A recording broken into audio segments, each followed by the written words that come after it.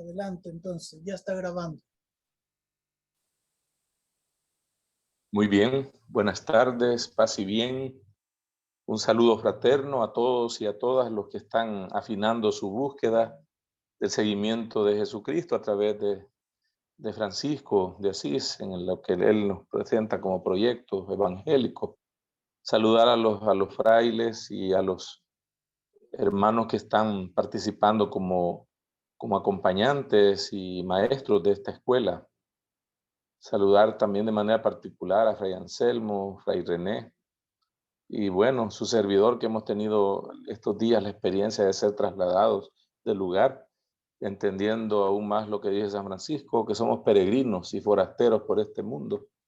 Y muchas veces en obediencia y en fe tenemos que hacer estos movimientos después de que estamos como echando raíces en los lugares donde la obediencia nos tiene, ¿no? Pero todo sea por Dios y el seguimiento de Jesús. Esta tarde me han pedido hablar un poco de las hagiografías de San Francisco de Asís. Y lo que podemos decir es que las fuentes principales nos permiten conocer la vida de San Francisco de Asís y la primera fraternidad que él tuvo, ¿no? Es decir, los que vivieron la primavera franciscana. Y una manera de conocerlo y a los hermanos primeros es los escritos del mismo Padre Francisco, del Seráfico Padre, y también las hagiografías del tiempo de los siglos XIII y de los siglos XIV, ¿no? De la Edad Media. Las fuentes principales que nos permiten conocer la vida de Francisco son esas, repito, los escritos y las hagiografías. Los escritos, por supuesto, ocupan el lugar fundamental en el acercamiento al pensar, al sentir y actuar de Francisco. Las hagiografías están en un lugar secundario. Los escritos y las hagiografías no están confrontadas, sino complementadas. Es decir, los escritos y las hagiografías se complementan. Esa palabra rara, hagiografía, ¿de dónde sale? Es del griego, una palabra del griego, y significa tratado o descripción de los santos.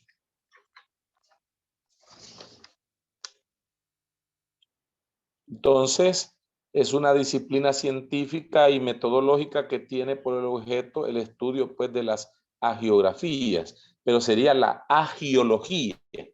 Esa es otra, digamos, más extenso el término y la realidad. Entonces, la hagiología es la disciplina científica y metodológica que tiene por objeto el estudio de las obras hagiográficas, o sea, las vidas de los santos, las leyendas de los santos, todo lo que respecta a personajes que han hecho seguimiento a Jesucristo y han vivido pues la santidad, ya que como dice la carta a los hebreos, sin santidad nadie verá al Señor. Y hoy se habla mucho de la santidad, pero también de la santidad en la historia. Yo creo que San Francisco y Santa Clara vivieron la santidad en la historia, en su historia. No fueron santos así, ¿verdad? Que espiritualistas o que miraban solo al cielo, ¿verdad? No, no, sino que vivieron en su propia historia, la entendieron, la conocieron y desearon desde sus principios cristianos, desde su fe, desde su seguimiento, cambiar esa realidad, ¿verdad? Entonces, la geografía es un género literario también y tiene un carácter religioso, como un propósito que tiene la geografía, este conocimiento de los santos, es la edificación espiritual. Permite precisar el objetivo que persiguen las obras que se escriben sobre los santos, que consiste pues en narrar, en promover la santidad de una determinada persona, de provocar en quien lee esa vida de santo, esa leyenda, ¿verdad? O ese tratado, ese espejo, como lo queramos llamar, el anhelo de imitar al protagonista de esa historia, ¿verdad? Lo dice Delayet, un autor también, ¿no? Entonces, imitar. Hoy se habla, hablamos más de seguimiento en el franciscanismo. Jesús habla de seguimiento también, pero hay un momento que se puede también imitar y no se descarta. San Pablo, por ejemplo, va a decir en una de sus cartas, sean imitadores míos como yo lo soy de Cristo, ¿no? Entonces, la geografía, podríamos decir, es una disciplina de carácter histórico y teológico. Ambos aspectos se entretejen, ¿verdad?, en una geografía, en una narración única que permite hacer confluir la historia sagrada con la historia humana, porque es la historia de la obra de Dios en la vida de las personas, en la historia humana, ¿verdad? Como lo señala un autor llamado G. Micoli, hay que hacer, dice, un esfuerzo de descodificación para poder hacer surgir un modelo adecuado, ¿verdad? Un modelo adecuado de persona que es digna de imitarse, ¿no? No alguien extraterrestre, no alguien raro, extraño, ¿verdad? Y entonces no, sino que realmente alguien que hay que descodificarlo, ¿no? Su vida y no inventar cosas que no son, ni ponerle o sobreponerle cosas que no son, como solemos hacer muchas veces en la vida nosotros, con las personas o en la idealización de las personas. Entonces, podemos decir que ya en el del siglo XIII, los documentos hagiográficos de mayor importancia son las vidas de los santos y los milagros que los santos hicieron. Cabe recordar que cuando moría una persona en olor de santidad, se dice en la geografía, ¿verdad? Y en el estudio de los santos, que esas tumbas como que mantenían una energía por varios días, por varios meses, por varios años, y por eso las peregrinaciones y por eso la cercanía de la gente a esas tumbas, tocando objetos y todo, porque mantenían como una cierta energía propia de la santidad de esa persona que estaba enterrada allí, ¿no? Entonces, va mucho eso de la vida del santo, pero también de los milagros del santo que se daban al mayoreo, podríamos decir, recién muerto el santo, ¿no? Entonces, la leyenda, otro género literario, la leyenda era la vida de un santo que debía leerse. En el refectorio, por ejemplo, es decir, en donde comían los religiosos, se leía la vida de ese santo durante las comidas o en los maitines. Maitines era la hora canónica, digamos, de orar con los salmos de medianoche a 1 de la mañana, para decir algo, ¿no? Los maitines. Pues ahí, en esos maitines se leían también esas leyendas de santos. En las fiestas mismas de los santos, ¿no? Se leían también en ocasiones cuando los fieles o los devotos estaban alrededor de la tumba del santo, ¿no? Se leían también esas leyendas del difunto que estaba enterrado ahí.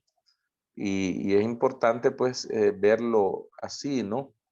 Las leyendas tienen pues ciertas características y entre ellas podemos decir que tienen una perspectiva teológica y cristológica. Cristo va a ser siempre el referente máximo de esas leyendas, ¿no? Y hay una finalidad, además de eso, una finalidad catequética y edificante. Las leyendas proponen pues las virtudes de cada santo como programa de vida para el cristiano, que tiene una finalidad didáctica por su valor testimonial.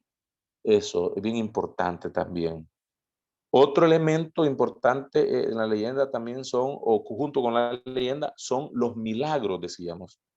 Es el uso de lo sobrenatural, ya que los milagros representan la fuerza extraordinaria y prodigiosa de la comunicación que el santo tiene con Dios. No hay santidad sin milagros. Recordemos, Primera de Corintios, ¿verdad? Habla San Pablo también de un don de hacer milagros y cómo el poder y la autoridad que Jesucristo da a la iglesia en milagros es precisamente para que se pruebe la gloria de Dios, el poder de Dios, para despertar en la gente mayor fe, cantidad de fe en el creyente, ¿no? Y no como un acto mágico, no como un show, no como un espectáculo, como estamos acostumbrados en una sociedad del espectáculo como esta en la que vivimos, ¿no? Entonces los milagros no son para sacar pecho, como se dice, o para hacer magia o para hacer cosas fuera de lugar, ¿no? Espectaculares. No, Dios actúa desde lo ordinario de cada día y actúa en el momento preciso que se necesita aquella situación. Y ahí es donde aparece Dios y en el momento justo. Y ahí están en eso consisten también los milagros, ¿no? Lo extraordinario en lo ordinario, ¿no? Lo sobrenatural también, la intervención de Dios cuando el humano topa y hasta ahí, o donde el humano termina, ahí es donde Dios comienza, ¿no? Y deja al ser humano que pueda hacer lo que Él le ha dejado poder hacer, y ya cuando el humano ya llega a un punto que no puede, entonces comienza el milagro, ¿verdad? Los lugares comunes son ciertos elementos literarios que vamos a hallar, de los cuales sirve el agiógrafo, el que está estudiando al santo, para construir y darle autoridad a una determinada obra geográfica. Son diversos elementos que se repiten con frecuencia y que constituyen un componente del género agiográfico. Los prólogos, por ejemplo, también entran en la dinámica de las tópicas, ¿verdad? ¿Qué tópicas? Las que suministran valiosos datos que se dan en la obra o acerca de la obra, ¿no? Por ejemplo, las tópicas en la cuestión de nosotros, los franciscanos, en San Francisco es el desprecio del mundo, el santo vive en un relajo moral y luego cambia radicalmente. La segunda la segunda de Celano, por ejemplo, la primera no, nace santito, ¿verdad? De que nace, ¿no? Porque era para la iglesia oficial. En cambio, la segunda sí ya se pone a San Francisco en un contexto amoral y que después se vuelve o cambia radicalmente en algo mejor, ¿verdad? Ordenando su vida. Las virtudes, por ejemplo, del santo, en algunos casos hasta del buen aspecto, ¿no?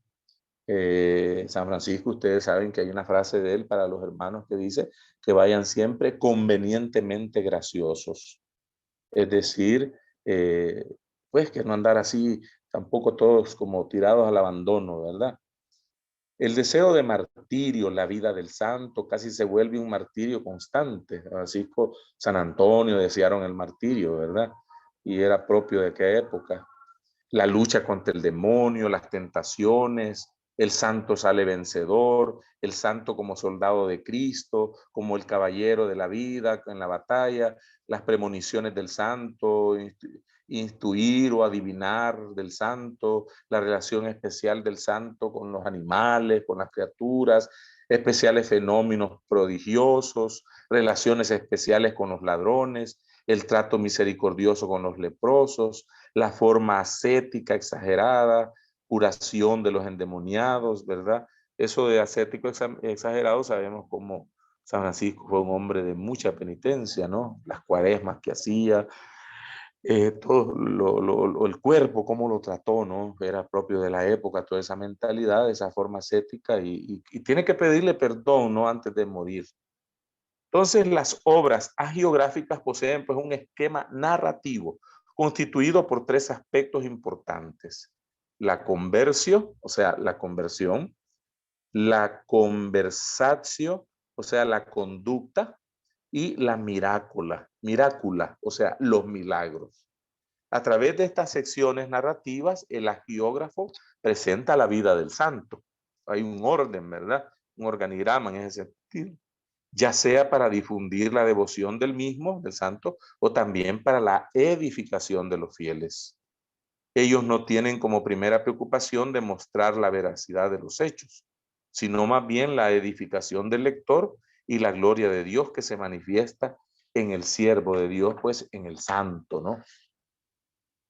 Entonces, podemos decir que dentro del marco del género agiográfico se insertan también las compilaciones y los espejos. Compilaciones y los espejos, ¿no?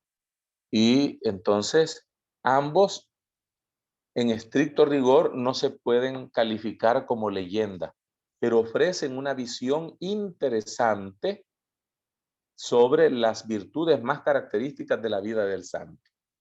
Las compilaciones, ¿qué son?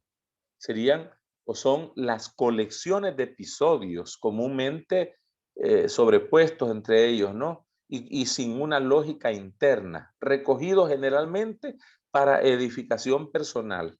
Por ejemplo, la compilación de Asís, la leyenda de Perusa, ¿verdad? Que es el equivalente, ¿no? Los espejos, ¿qué serían? Porque hay un espejo de perfección, hemos oído tantas veces, ¿no? Santa Clara tiene también su espiritualidad sobre el espejo. Aunque también entran en la categoría de las compilaciones, los espejos presentan una colección sistemática de los hechos de la vida del santo, especialmente de las virtudes, de tal manera que ofrecen una imagen ideal en donde el cristiano puede mirar y descubrir su propia identidad.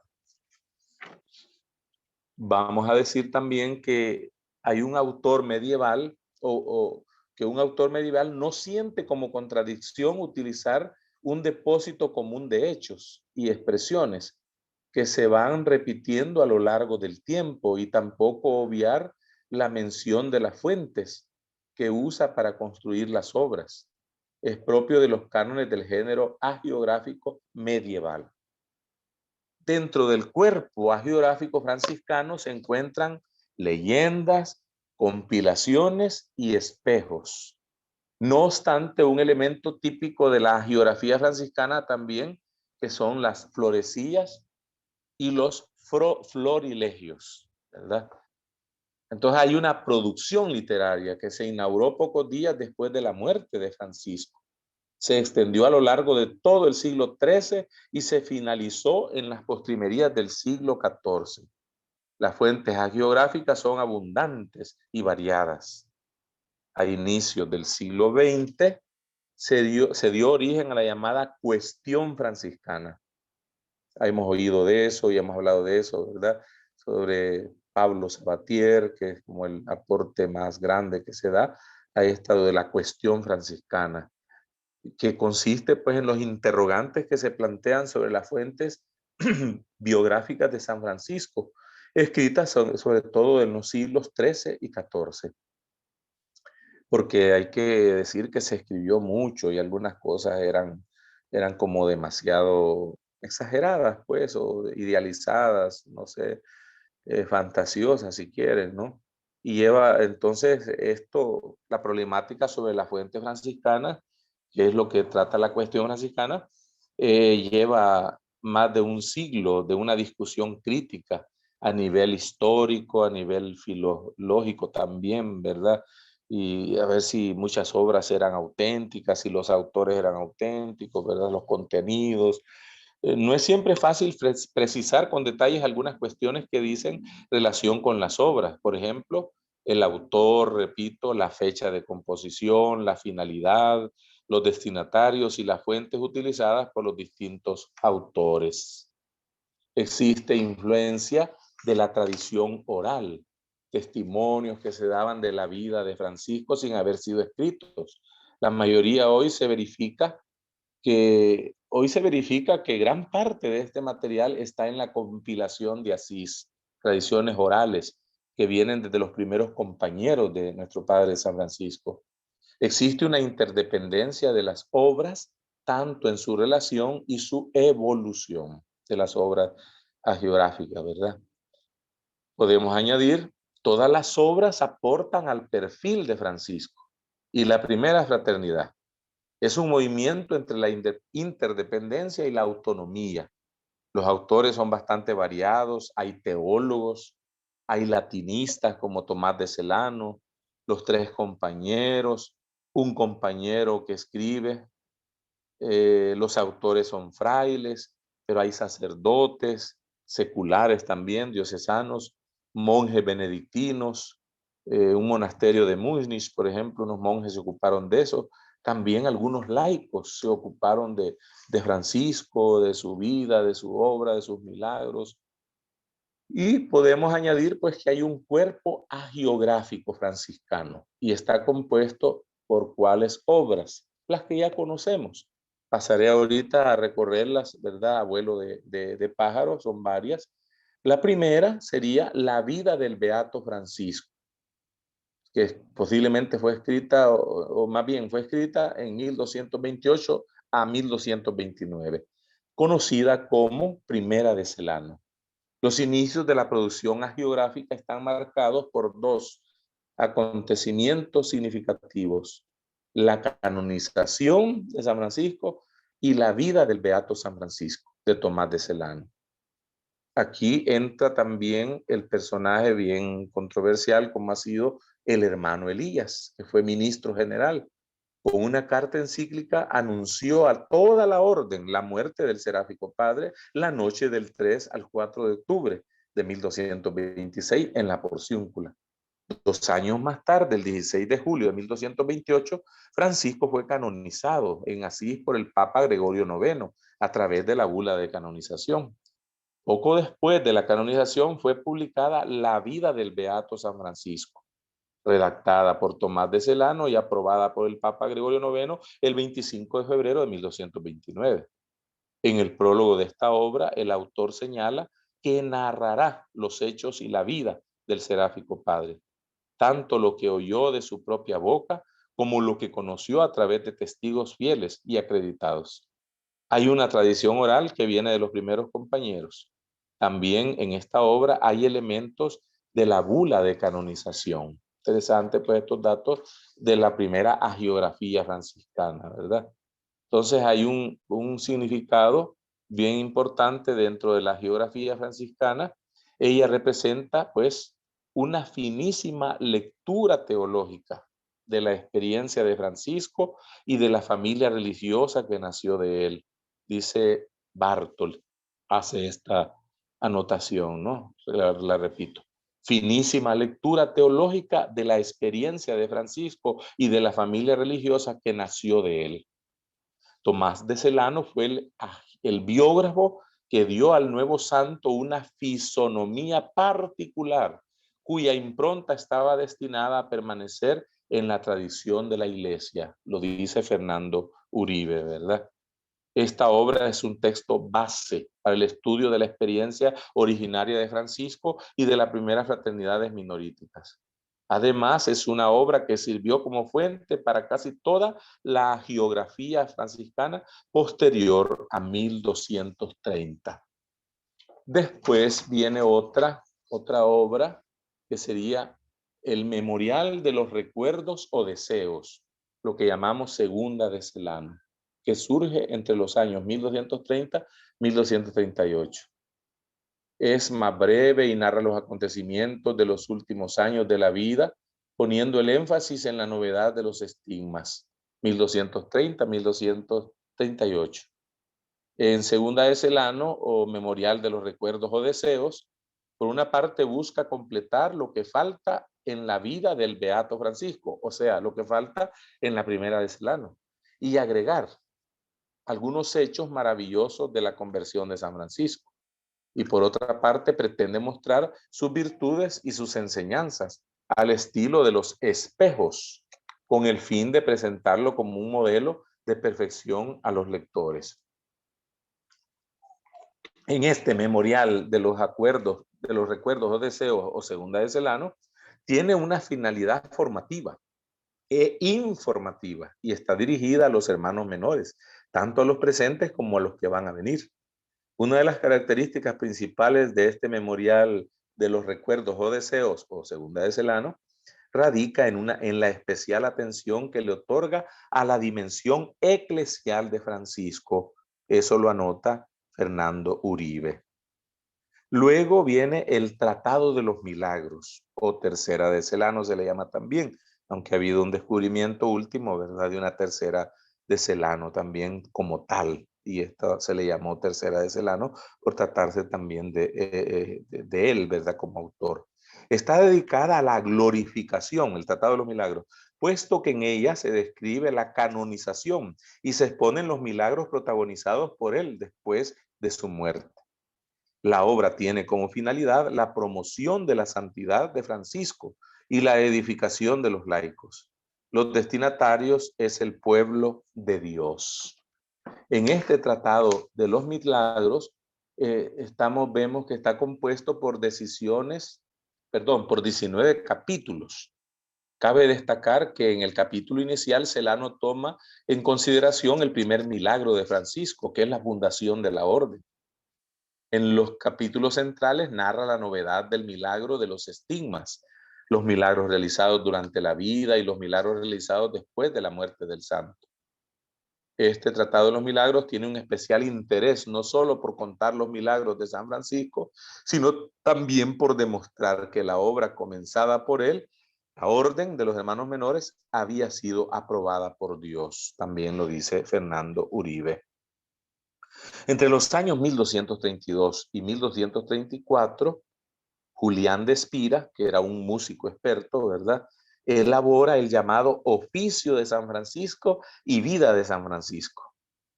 Se desarrolla según la estructura que tenía la liturgia de las horas en el medievo, en la Edad Media, a saber, primera vísperas, maitines, laudes, horas menores, segunda vísperas, para la redacción de la vida de Francisco. Julián aquí Julián de Vita y Julián de Espira se sirvieron fundamentalmente de estas obras, ¿verdad? Y de otras fuentes más pequeñas. La obra consta pues de un prólogo y de 13 capítulos y está orientada fundamentalmente a la formación de los hermanos menores. Después cabe anotar que hay un capítulo de Génova y ese se da en 1244, capítulo pues de la orden, ¿verdad?, bajo el generalato de Crescencio de Jesi. Él ordenó una recolección de todas las tradiciones auténticas que circulaban sobre la vida y los milagros de San Francisco, a fin de completar pues estas hagiografías franciscanas. Estos fueron el Florilegio, o conjunto de datos sobre la vida de Francisco y de la primera fraternidad que enviaron los 3 compañeros en este capítulo. La producción hagiográfica de este periodo se caracteriza por la óptica particular con la que se mira la santidad de Francisco, pues se trata de encontrar en ella una solución a los problemas internos de la orden y a su vez establecer su ejemplaridad para los hermanos. Lo dice Principali sobre esto pues que estamos diciendo, ¿no? O sea que en este capítulo de Génova y por mandato de Crescencio Jesi, ministro general, mandan los 3 compañeros ese florilegio, ¿verdad?, que ellos escriben. Luego viene otra obra de los inicios, conocida como Anónimo de Perusa. Fue escrita posiblemente por el hermano Juan de Perusa, compañero del beato hermano Gil y de Bernardo de Quintavalle. El otro escrito es el conocido como los 3 compañeros, Trium Sociorum, ¿no? Esto surge entre los años 1244 y 1247. El contenido de los inicios, o sea, del Anónimo de Perusa, no se puede catalogar en sentido estricto como una leyenda, sino más bien como una crónica geográfica. Este escrito posee un material original, seguramente tomado de la tradición oral, perteneciente a la segunda generación franciscana. La obra está dirigida a los hermanos menores, según anota también Fernando Uribe. El valor de esta obra de los inicios, o Anónimo de Perusa, radica en el hecho de que el autor presenta una fraternidad gozosa, ligada con los fuertes vínculos de afectos y empeñados concretamente en la vivencia de la vida evangélica, lo que se ha llamado la primavera franciscana, ¿verdad? Luego vienen Los 3 compañeros, otra obra. Es una compilación cuyo nombre deriva de la carta escrita por los 3 compañeros de Francisco en Grecho, el 11 de agosto de 1246, para responder del ministro general Crescencio de Jesi. Estos 3 compañeros tuvieron influencia por otros escritos ya existentes. También presenta un material propio, básicamente en los episodios que narran la juventud de Francisco. Dicho material debería provenir de los testimonios enviados a Crescencio de Jesi por los 3 compañeros, como ya dijimos, al capítulo, ¿verdad?, en 1244. ¿Qué finalidad tienen esto de los 3 compañeros? Como bien lo señala la rúbrica inicial, es relatar la juventud y la conversión de Francisco. Y por otra parte, narrar los orígenes de la orden. Desde esta perspectiva se deduce que el autor de la obra, es decir, el que dio el cuerpo final, posiblemente fue un hermano menor. Los destinatarios son siempre los hermanos menores. Los tres compañeros presentan una interesante descripción de los ideales de la primitiva fraternidad franciscana y además ofrece una excelente descripción de la personalidad y de la conversión del joven Francisco. Eso lo anotan Fernando Uribe, Roca y Príncipe Valley. Es importante pues su visión cristológica de la santidad de Francisco que hay en esa obra de los tres compañeros. Luego viene la obra hagiográfica de San Buenaventura y algunas obras posteriores a la leyenda mayor y menor, 1260-1263. San Buenaventura de Banorello asume como ministro general en el año 1257. Al inicio de su gobierno debió enfrentar dos problemas, uno interno y otro externo a la orden. El problema externo era provocado por la fuerte oposición del clero diocesano y en particular por los maestros de París, que veían en los hermanos menores un grupo de pobres hipócritas, servidores del anticristo y seguidores de Joaquín de Fiori. Sabemos pues que hubo un movimiento que lo hace nacer este hermano nuestro, Joaquín de Fiori, que proponía pues esa nueva Jerusalén y esa nueva era que es la era del Espíritu Santo en la historia, ¿verdad? Y los seguidores se llamaban joaquinistas. Todo eso trajo problemas internos y externos también a la orden, ¿no? Buenaventura, por el contrario, identifica a Francisco de una manera teológica muy fina con el ángel del sexto sello, que introduce la última era de la historia, Apocalipsis, ¿no? Y a su vez el rol providencial de la orden dentro de la historia de la iglesia, el aporte pues que la orden da Francisco, ¿verdad? Con su movimiento a la iglesia católica. En el capítulo general de Narbona del año 1260, un capítulo que marca un hito en la historia de la orden también, encarga a Buenaventura a escribir, ¿verdad?, una nueva y definitiva vida sobre San Francisco, la leyenda mayor. Entre las características que adquieren la producción literaria de este periodo, se pueden descartar el nivel teológico y el espiritual que alcanza la reflexión sobre la vida y las virtudes de Francisco. El año 1273, en el capítulo de Pisa, San Buenaventura presentó la leyenda menor, la cual fue inmediatamente aprobada por los hermanos de la orden. Buenaventura señala haberse informado perfectamente de los lugares en donde Francisco nació, vivió y murió, y como también de los testimonios de los compañeros que lo conocieron y que aún lo sobrevivían. La finalidad de la leyenda mayor es de tipo pedagógico y apologético, es decir, de defensa, ¿no? Además, presenta un excelente perfil del camino espiritual realizado por el santo, de su ascensión mística y de su plena identificación con Cristo como el aspecto fundamental de su santidad. El valor, pues, de la mayor de San Buenaventura se fundamenta básicamente en el rol que el autor le da a Francisco y a la orden por él fundada, dentro del plan de la salvación y de la renovación de la iglesia.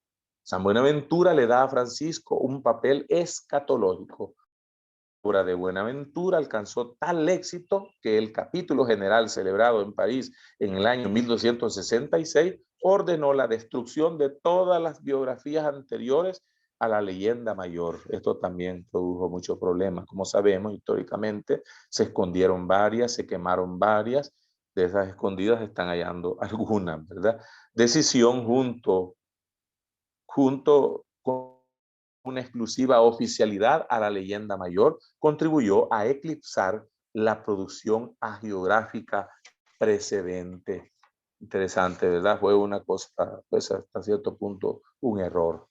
10 años más tarde, en el año 1276, el capítulo general, reunido en Padua, siendo ministro general Jerónimo de Ascoli, vuelve a impulsar una nueva recolección de textos sobre la vida de San Francisco. A partir de entonces creció el interés por la recuperación de las fuentes sobre el santo de Asís. Se fueron reproduciendo de diferentes modos, especialmente a través de las compilaciones.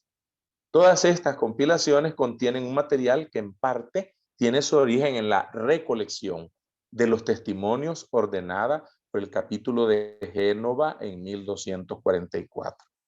Las dos compilaciones, podemos agregar, principales que han llegado hasta nosotros son la compilación de Asís, o sea, también llamada Leyenda de Perusa, y el Espejo de Perfección. Tanto la una como la otra nacieron en el ambiente de los llamados espirituales. Habrán oído de ese movimiento que hubo después de muerto San Francisco, que eran pues los que querían seguir viviendo en la radicalidad con que fue fundada la orden y como la quería San Francisco. Los compañeros, las compilaciones asisienses son una recopilación hecha en Asís con toda probabilidad por un hermano menor. La compilación asisiense presenta una imagen viva y atrayente de sus ideales, de los inicios de la orden, y por lo mismo busca acrecentar en los lectores el deseo de imitar los primeros tiempos de la fraternidad minorítica. Al ser una compilación y al carecer de una definida estructura literaria o temática, ofrece varios textos que se acercan un poco más a la originalidad de los episodios. Luego viene el espejo de perfección, Speculum Perfectionis, ¿no? Fue compilado por un hermano menor, posiblemente pues en el 318 en la Porciúncula. El conjunto de esta obra se configura como una sistematización temática y estilística de los materiales que están contenidos en las compilaciones asisienses. Los destinatarios son siempre los hermanos menores, los cuales están llamados a revisar su propio estado a la luz de ese espejo de perfección que es Francisco de Asís, según anota Principali. En el año 1330, Ugolino de Monte Giorgio compone las Actas del Beato Francisco. Esta obra está escrita en latín. Posteriormente, en el año 1390, un hermano menor anónimo de la Toscana, la región de Italia, tradujo a la lengua italiana varios de los capítulos contenidos en las cuestiones, en las hagiografías, ¿no? Y es el de las florecillas. Con estas dos obras bastante tardías, prácticamente se cierra el ciclo de las primitivas fuentes hagiográficas franciscanas. Criterio de lectura que tenemos que tener para leer estas fuentes. El autor, identificarlo, evidente, probable, aproximado, creemos que pudo haber sido, fecha y circunstancias de composición, en algunos casos la obra señala su ubicación.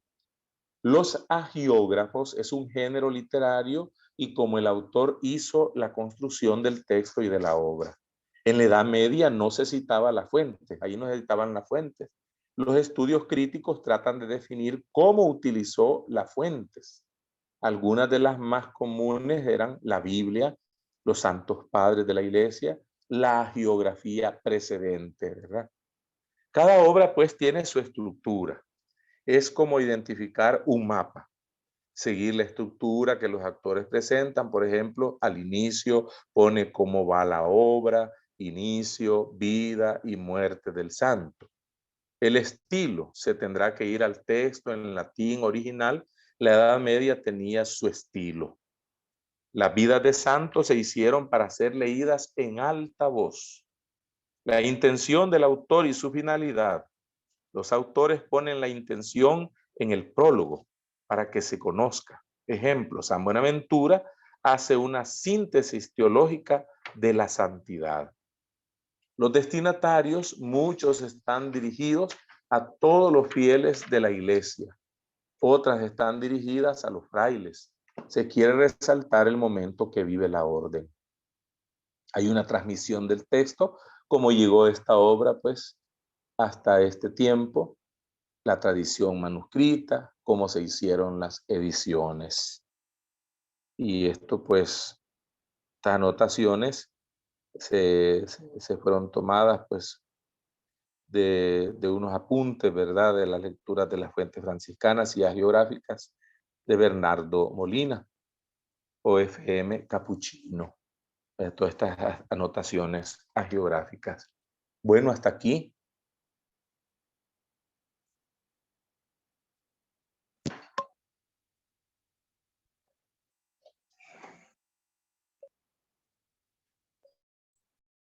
Perfecto, muchas gracias, Fray Mauricio. Comprendo que todo este conjunto de elementos a veces suele ser un poco difícil, ¿no? Contenerlo de un modo corto en la memoria, ¿no? Pero ha surgido, creo yo, algún elemento que destacar, algún elemento que comprender, que podríamos hacer nuestras preguntas, ¿no? En este momento, ¿ya?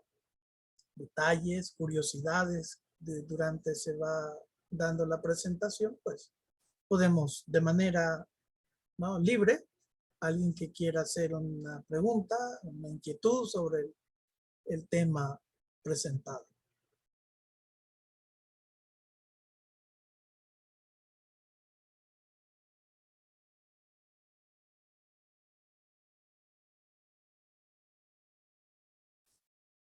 Adelante, María Isabel. Sí, yo tengo una pregunta. Cuando Fray estaba hablando que San Buenaventura estuvo haciendo la historia de San Francisco, ¿por qué si se mandó a destruir las hagiografías de San Francisco que ya estaban antes? ¿Por qué guardaron algunas si ya se había quedado que tenían que destruirlas? Entonces, esa parte no me quedó claro, porque si San Buenaventura hizo un buen trabajo, ¿por qué entonces aún así se guardaron escritos de la biografía de San Francisco?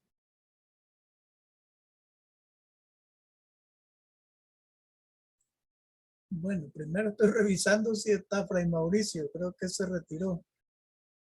La señal seguramente. No hay problema entonces.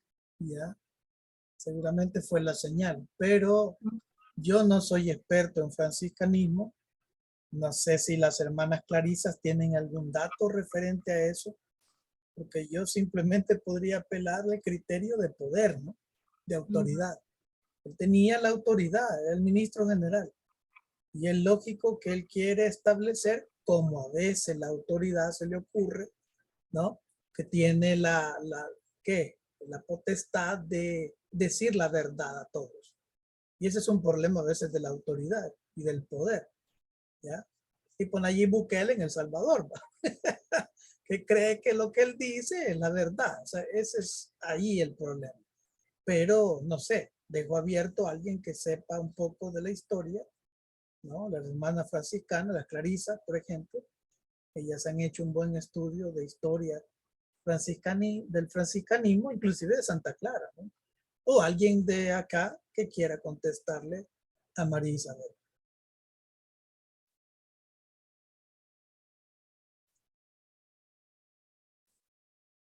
Vaya, está Fray Anselmo.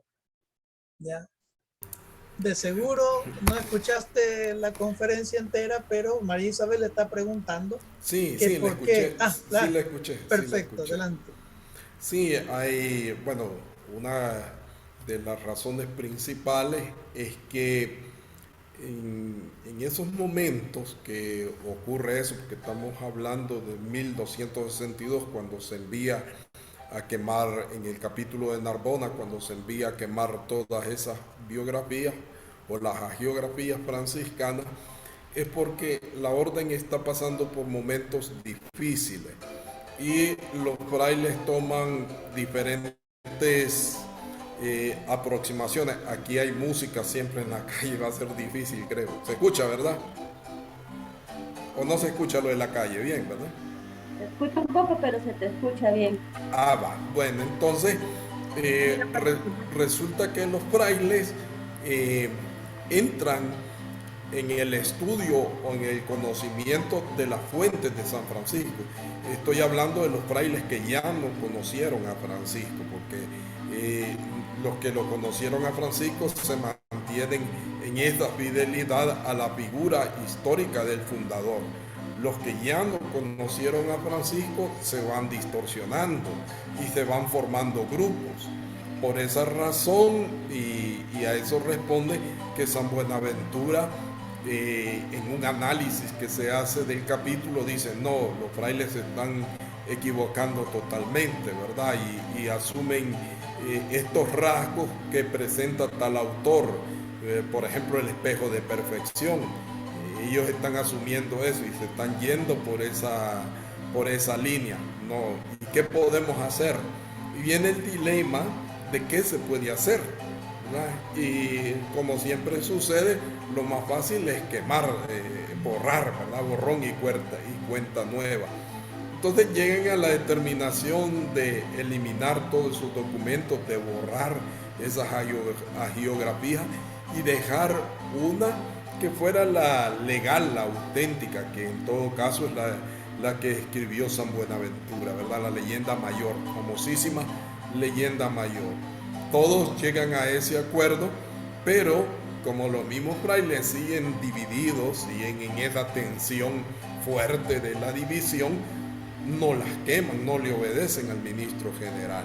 Entonces las esconden, las dan a algún lugar donde se guarden, etcétera, ¿verdad? Porque el visitador también tenía la obligación de revisar, de requisar, y entonces para evitar esos problemas se esconden los documentos. Poco a poco vienen apareciendo. Eso, perdón que diga esto, eso afectó mucho la espiritualidad franciscana. Por muchísimos siglos la espiritualidad franciscana estuvo maniatada por ese pensamiento de que unos podemos agarrar una forma de pensar, otra forma de actuar, etc. Eso vino a repercutir hasta finales del año 1800. Imagínense ustedes, casi 3-4 siglos con una gran ausencia de los estudios del franciscanismo. Y fue gracias a la intervención de Paul Sabatier, ¿verdad? Paul Sabatier es un pastor protestante que se apasiona por Francisco de Asís, y este pastor protestante fue el que comenzó a descubrir toda esa riqueza de las hagiografías de San Francisco de Asís. Entonces Paul Sabatier se dedica a eso, se traslada de Francia, porque es un francés, se traslada de Francia a Asís, se establece en Asís para investigar y documentarse bien sobre la vida de San Francisco. Claro, como buen protestante, bien formado por supuesto, la idea de Paul Sabatier es descubrir que Francisco de Asís es el primer protestante en el mundo, antes que Lutero. O sea, Lutero sería secundario, para él es Francisco de Asís el primer protestante en la historia. Y entonces Paul Sabatier comienza a descubrir todos estos documentos, ¿verdad? Y va haciendo toda una investigación bien interesante. Ciertamente, del lado de los frailes ya había anteriormente unos intentos, ¿verdad? De hacer esas compilaciones, de recuperar lo de Francisco y de compilarlo, de compilar las hagiografías, es decir, hacer un solo escrito, un solo documento, porque las hagiografías andaban pues cada quien por su lado, escondidas, anónimas, etc. Con ese descubrimiento de Paul Sabatier viene todo una crisis para la orden franciscana, ¿verdad? ¿Cómo es posible que los frailes, ahora en sus 3 ramas, ya no en una sola rama, sino en sus 3 ramas conventuales, capuchinos y los menores, o observantes, como se los llamaba, ¿cómo es posible? Entonces, que no profundicen, ¿cómo es posible que no hagan esto? ¿Verdad? Entonces se comienza a formar escuelas o a formar grupos de reflexión para analizar. Bueno, toda esta historia es larguísima, ¿verdad? Nuestra historia del franciscanismo es muy compleja, muy rica, hermosa, pero es compleja, ¿verdad? Cada quien con una idea y con su mundo. Esto de esconder los documentos, ustedes saben que en el 2015 apareció un documento, ¿verdad? Que se dice que es la tercera carta de Celano, ¿verdad? Entonces es uno de los documentos más recientes que ha aparecido, ¿verdad? Reciente en aparición, más en su composición es uno de los documentos antiguos también. Y se le atribuye a Celano, una tercera carta de Celano. Además hay otros documentos que se han perdido. Cuando ya estudiemos los escritos de San Francisco como tal, vamos a darnos cuenta de que hay varios documentos perdidos, solamente se mencionan, pero nadie sabe dónde están ni qué contienen esos documentos. Entonces, es así como pues, todas estas hagiografías fueron apareciendo y ahora las tenemos como tal, ¿verdad? Y todavía sí, se siguen estudiando, ¿verdad? Todavía se siguen organizando, se les sigue dando más estilo u orden, ordenarlas cronológicamente, porque ese es otro trabajo que hay que hacer, porque no están datadas cronológicamente y hay que ordenarlas cronológicamente, y eso lleva años de estudio y de profundizar en cómo datarlas, cómo datar estos documentos y cómo ordenarlos, y también el género literario, como ya decía Fray Mauricio, ¿verdad? Que género literario hoy, con otros métodos y con otros estudios que hay, pues a algunos ya se les ha cambiado hasta al género literario, ¿verdad? Porque pertenecen a otro género literario y hay que saber ubicar bien en qué género literario estamos leyendo, ¿verdad? Una cosa es estar con la florecilla y otra cosa es estar con los escritos o las hagiografías. Y cada uno de esos géneros literarios entonces nos van brindando un perfil de Francisco, ¿verdad? Nos regalan el perfil de Francisco, de Clara y de la espiritualidad franciscana, de lo que como franciscanos hoy en día estamos llamados a realizar, ¿verdad? Bueno, creo que me pasé. Poquito, Un poquito eso. poquito. A ver, ¿alguien más tiene alguna curiosidad, duda? ¿No? Sí, yo quería preguntar, o sea, como nada, aclarar una duda. Se queda como oficial la de San Buenaventura. Es decir, que todas las que conocemos quedaron como tapiadas, hasta lo de Paul Sabatier. Así es. Así Y ahorita en la actualidad, digamos, entre los frailes y todo esto, todas son, o sea, ustedes los frailes la ven como todas necesarias, todas tienen su punto, o se van más hacia la de San Buenaventura. Bueno, hay algo ilógico, ¿verdad? Digo yo ilógico porque hay una cuestioncita, la de San Buenaventura ahora no es tocada, ¿verdad? Hoy en día el marginado es San Buenaventura. Generalmente los estudiosos de franciscanismo casi no tocan a la de San Buenaventura. Generalmente se abocan a los otros escritos que son más antiguos, que en valor a la antigüedad, ¿verdad? Ese es el valor que se utiliza para los estudios, es el valor de la antigüedad. La de San Buenaventura es más reciente, es del 1262, 1260, 62. Las otras son antes del 1262, los otros documentos, ¿verdad? Entonces, inclusive Primera de Celano, ustedes saben que una vez que muere San Francisco, Tomás de Celano comienza a escribir, ¿verdad? Comienza a hacer ese detalle. Pero ya antes de eso, ya habían algunos escritos de Francisco. Entonces ya cuando presenta Tomás de Celano su escrito, ya habían otros, ¿verdad? Entonces hoy en día pues ya es aceptado, no hay esta situación porque ya se zanjó la división histórica, ¿verdad? Hay conventuales, hay capuchinos, estamos nosotros, entonces ya no hay nada de eso. Pero sí ha quedado eso históricamente. Ustedes pueden preguntarle a un franciscano que cuál es lo que, o a uno de los frailes, pues, que cuáles son los escritos que más apasionan al franciscanismo, y les van a contar que no son los de San Buenaventura, ¿verdad?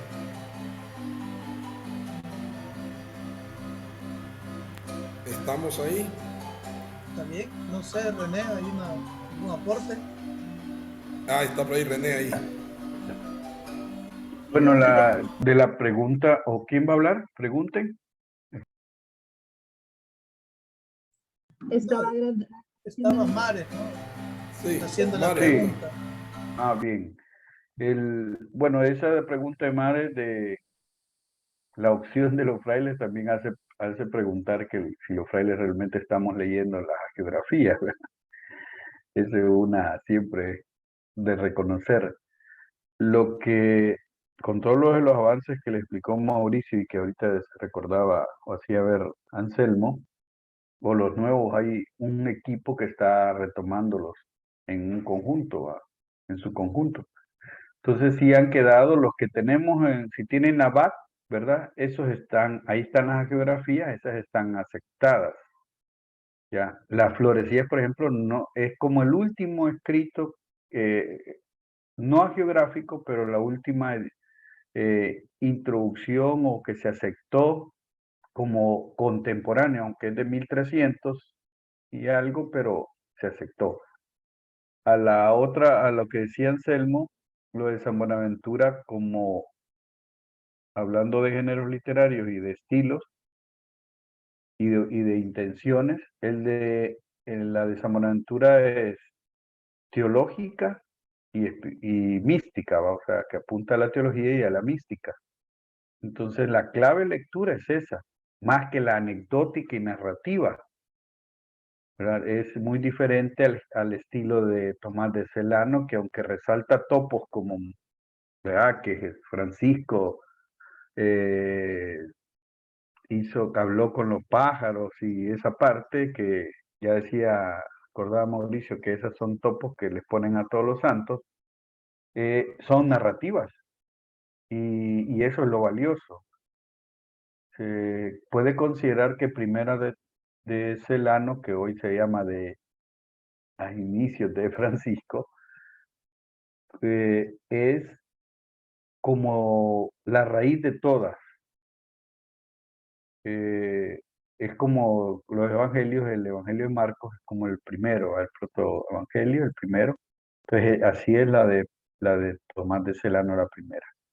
Y la otra que ya decía Anselmo que podían existir antes de que se le pidiera a Tomás de Celano que escribiera para la canonización, es la de los tres compañeros. A esas más o menos les están apuntando los franciscanólogos, que es la que ya era como de correr de voz, que contaban sus compañeros más cercanos, como que lo que había hecho, y por eso esa es la como muy, si alguien quiere hablar de la vida de Francisco, los primeros años y toda, con muchas anécdotas, es la de los tres compañeros.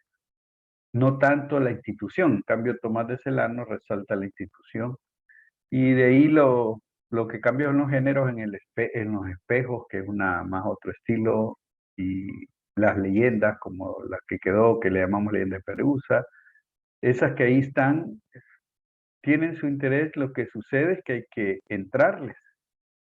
Y creo que nos hemos quedado citando a Francisco por una cita de otra cita, de alguna cita que hizo alguien. Y si ustedes se fijan, algo que nos falta mucho a todos los de franciscanismo, es que decimos, y dijo Francisco, y no ponemos dónde lo dijo. Y eso hay que trabajarlo porque, bueno, más ustedes ya del segundo año, ¿verdad? Que ya vieron el inicio de las fuentes franciscanas como eran los escritos. Hoy esta otra parte de las fuentes, en la geografía, aquí hay que estar claro de que hay que decir, en primera o sea, se dice, se escribe y se pone de qué geografía es. Eso ayuda porque también fueron escritas no en el mismo momento, piensen en la de San Buenaventura, que ya hablaba Anselmo, él la escribe cuando es ministro general, aunque ya la trajera escrita, pero ahí la oficializa. Y la leyenda menor de San Buenaventura es litúrgica, es cúltica, es para celebrativa. Y la mayor es la narración teológica, que la hace como de unirlo a Cristo. Entonces es un camino místico que después lo va a presentar en sus mismos escritos San Buenaventura, que son fumados todos, ¿verdad? Para, en ese sentido, creo que no es fácil entrarle. Pero lo valioso hoy creo que es que nos metamos y que veamos incluso en las concordancias, la BAC tiene las concordancias, Entonces, si un texto, por ejemplo, está en primera de Celano, hay que ver si ese está en 3 compañeros, si no, entonces eso te da más referencia de que esa narración, esa anécdota tiene que ver con Francisco. Entonces, para nosotros eso sí es importante. Verá, Francisco dijo que quiero poco y los juegos que quiero, los quiero no sé qué. Lo citó Facundo Cabral. Yo no tengo la cita, no la he hallado. No, que me he puesto a buscarla tampoco, pero no la he encontrado en nadie que la cite diciendo dónde está. Y la que más trillada tenemos es que comencemos hermanos y todo, pero cuando uno le dice, vaya a buscarla, ¿a dónde está? Ya. Y es valiosa porque está con Celano, ¿va? Entonces es de las originales posibles, de lo que sí posiblemente dijo. Entonces todo eso ya para nosotros tiene que tener esa criticidad, que lo hemos venido hablando cuando hacemos la reflexión pastoral y antropológica, ¿va? Que la lectura de los textos, crítica de los textos, yo creo que vamos a tener parte de ese estudio. Muy bien, ¿alguien más que quiera hacer una pregunta? Todavía tenemos 10 minutos. Disculpen, no sé cómo poner la cámara. ¿Me escuchan? Te escuchamos, perfecto. Me surgió una duda. ¿Cuál es la diferencia específica entre hagiografía y biografía? La geografía es bueno, la biografía es la descripción cronológica de un personaje. Y la hagiografía tiene la intención de hablar de ese personaje en calidad de santo, que por eso es un género de la Edad Media, que era para resaltar la santidad de una persona que edificaba y que llevaba como a transmitir esos valores.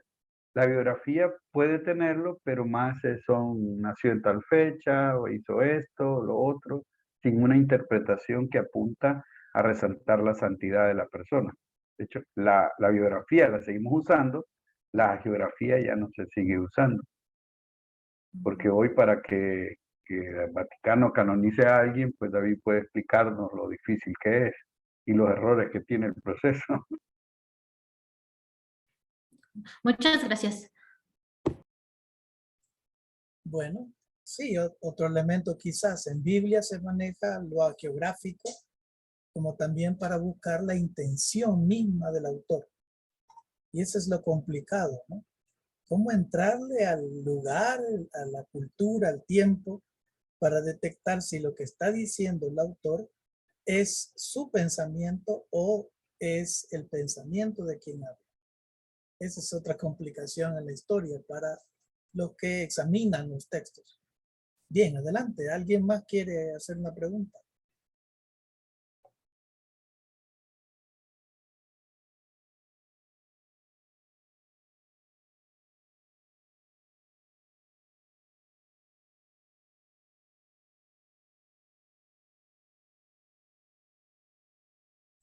Bien, ya que nadie quiere preguntar, yo quiero hacer una pregunta. Así de manera inocente o qué ignorante. Si yo quisiera encontrar cuál es el texto sobre San Francisco que está en la BAC, ¿no? De todos esos textos, ¿cuál podría yo decir que es el más objetivo sobre la vida de San Francisco? ¿Cuál texto o de cualquier hagiografía? Sí, correcto.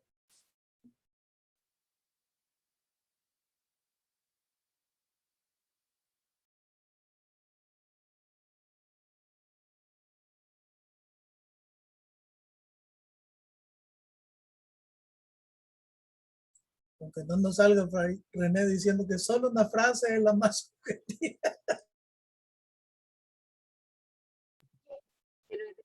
Es una pregunta para el 2050. No, para el 2000. Sí, por ahí creo que ya tendrá. Es buena pregunta para comprender, creo, la seriedad de las geografías.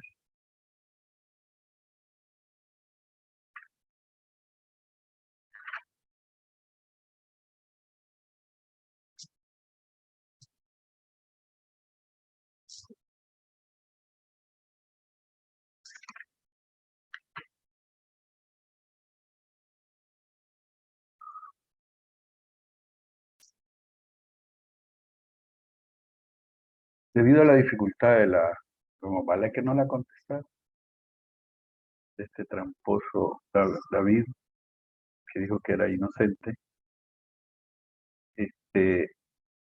voy a sugerirles una lectura de las geografías de Primera Celano.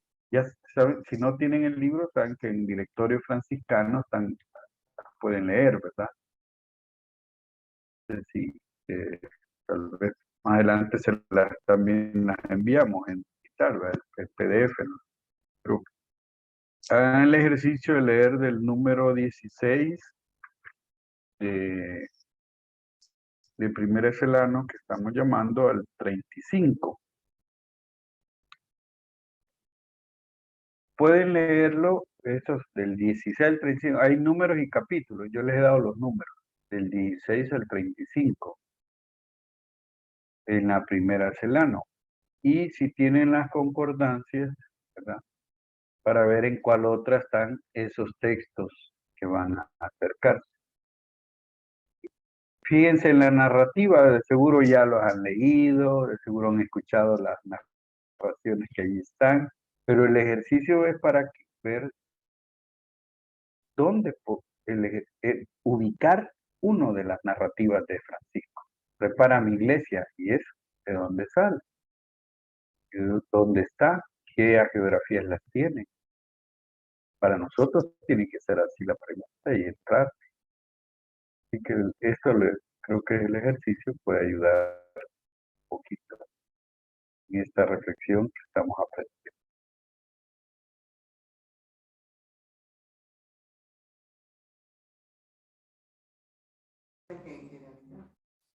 ¿Puede repetir la pregunta, por favor? Que hagan una lectura de Primera Celano del número 16 al 35, de los números, porque hay también capítulos. Van a leer los números. Si tienen el libro grueso del Abad, así está numerado. Si entran en línea al directorio franciscano ORG, también estará numerado así. Se entra al directorio franciscano y se pone Primera Celano y ya.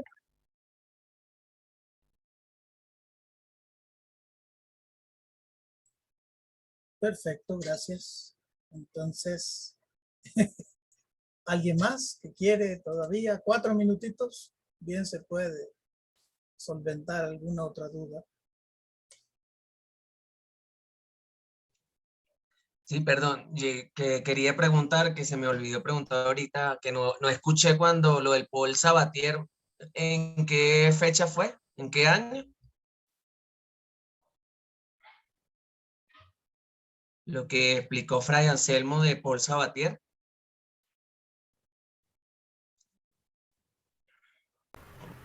Está a finales del año 1800. Creo que las publicaciones son de 1904, si no estoy mal ahorita. Son a finales del 1800 y la publicación que él hizo de los escritos es del 1904. Entre ese parámetro histórico anda. Y pueden buscar y averiguar un poco más sobre Paul Sabatier y la cuestión franciscana, que ese es otro rollo bastante complicado, ¿verdad? Entonces, pero allí hay bastante información, es bonito leer también, pues, porque nos ayuda a comprender más, no solo dentro del campo de la razón, sino también del campo del corazón, para amar más a Francisco, para apasionarnos de esta espiritualidad francisclariana.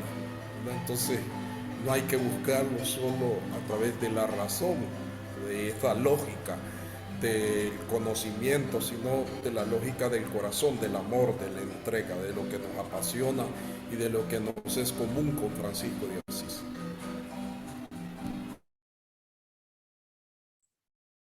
Perfecto, gracias. Entonces, pues si no hay más interrogantes, solo decirles que Fray Mauricio se retiró porque se le acabó la batería del celular.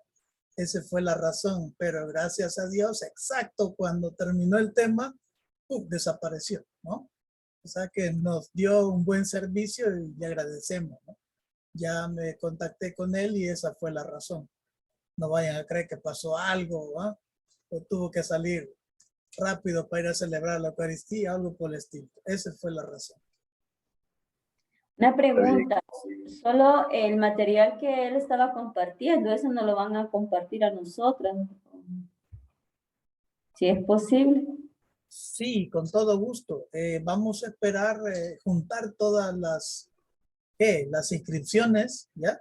Y unas inscripciones que están en los correos y otra gente que no quiso inscribirse, pues así, ¿no? Entonces vamos a hacer llegar a los correos este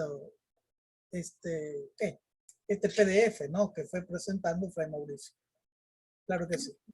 Gracias. Bueno, para finalizar, no sé, ayúdenme a alguien para terminar con una oración. Ya, que no se nos vaya. Más Patricia que está con sueño. Buenas tardes. Buenas tardes. Así bien. Yo quería preguntar cómo sé si me acepta la inscripción. Esto lo hice a través de correo, ya que no ocupo celular. Entonces no sé si aceptan.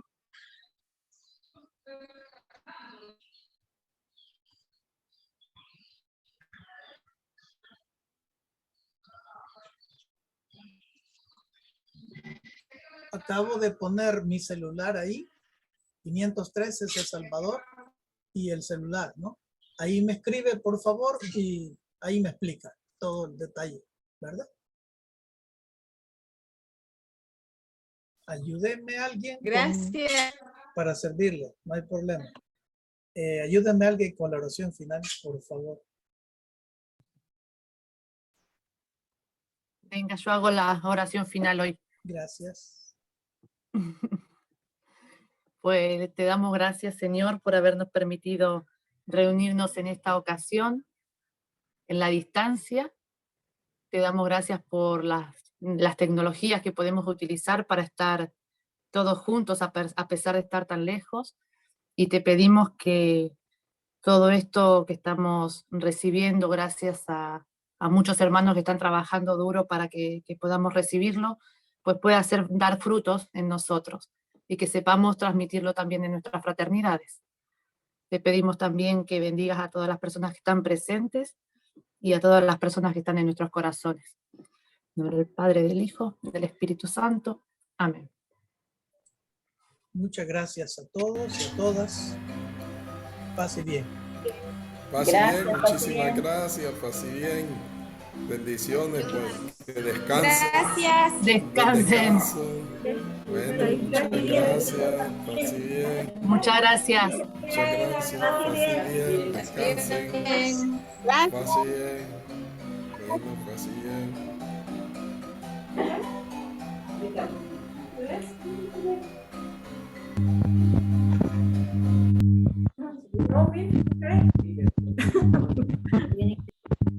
Sandra, saludos.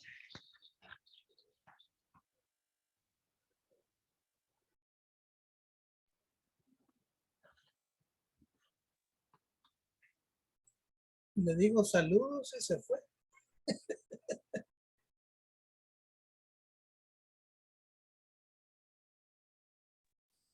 Saludos, Rebe. Hola, qué gusto saludarla por aquí. Nos veremos pronto, Sandra. La otra semana. Sí, si Dios quiere. ¿Usted va a venir? Eso esperamos. Esperamos que así sea. Sí, cuídese. Cheque, Rebe. Saludos a las Cheque. hermanas. Gracias, igual. Bueno.